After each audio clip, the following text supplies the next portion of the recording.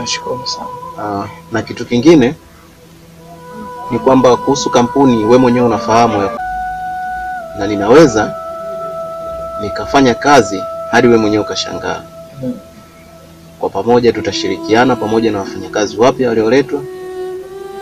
Naamini kampuni yetu itakuwa namba 1. Kwa uweledi na utendaji wetu wa kazi itashawishi mpaka watu wawekezaji wa aina tofauti kutoka ndani ya nchi na nje ya nchi kuja kuwekeza katika kampuni yetu. Kwa kufuatilia vile tunapojituma na utendaji wetu wa kazi. Kwa kuhusu hilo mimi nikutoe wasiwasi kabisa. Hilo swala litaenda safi kabisa. Nashukuru sana kwa kukubali.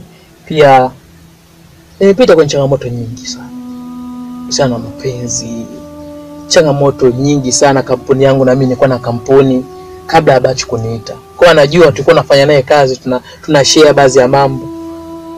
Kikweli mwanamke tu ndo alinifilisi. Bwana, na kuondoka na kila kitu changu. Kikweli natamani na nipate mwanamke ambaye ni sahihi kama wewe unapata mwanamke sahihi ambaye ni Jackie.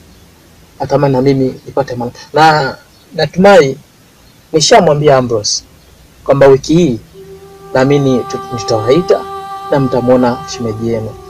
Baada ya kufanya kazi tutasherehekea pale nyumbani. Ni sawa bosi.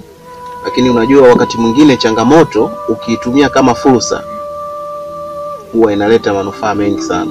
Kwa hiyo mimi naamini kwa kupitia hizo changamoto za kuwa na mwanamke mwisho wa siku akaondoka na vitu vyako, naamini ulisimama kama mwanaume ukapambana mpaka hatua hiyo uliofikia, na maana ni juhudi na jitihada zako binafsi.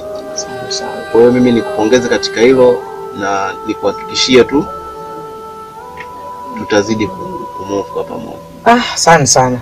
Kikweli mimi naenda airport. Sijui naenda wapi nikupeleke.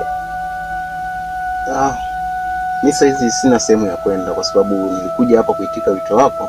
Ila saizi naomba nirejee nyumbani. Hamna shida. Basi asante sana. Sasa utazidi kuonana. Basi shemeji mpelekee kile kitu. Usijali, mimi ndo najua jinsi ya kumwendo. Basi sawa. Basi poa boss. Okay.